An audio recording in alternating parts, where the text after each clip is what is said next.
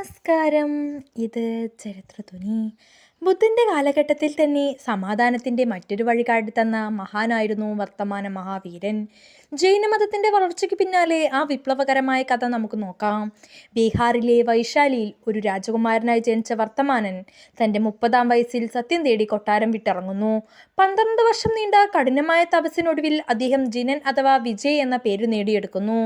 മഹാവീരൻ തൻ്റെ അനുയായികൾക്കായി 5 പ്രധാന നിയമങ്ങൾ നൽകുന്നു. അഹിംസ, ഒരു ജീവിയെയും ഉപദ്രവിക്കരുത്.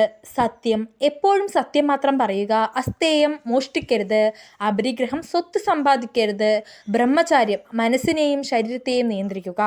സാധാരണക്കാർ സംസാരിക്കുന്ന പ്രാകൃത് ഭാഷയിലാണ് അദ്ദേഹം സംസാരിച്ചത്. അതുകൊണ്ട് തന്നെ ജാതിഭേദമന്യേ എല്ലാവർക്കും ഈ പുതിയ ചിന്തകളെ സ്വീകരിച്ചു. അഹിംസയുടെ ഈ പുതിയ മാറ്റങ്ങൾ ഭാരത ചരിത്രത്തിൽ മാറ്റിമറിച്ചു. ഈ മാറ്റങ്ങൾക്കൊടുവിൽ ഇന്ത്യയിൽ രൂപപ്പെട്ട 16 വലിയ സാമ്രാജ്യങ്ങളുടെ കഥ അഥവാ മഹാജനപദങ്ങളുടെ കഥ നമുക്ക് അടുത്ത വീഡിയോയിൽ കാണാം. ഇതിനായി ചരിത്രധ്വനി എന്ന നമ്മുടെ ചാനൽ സബ്സ്ക്രൈബ് ചെയ്യുക.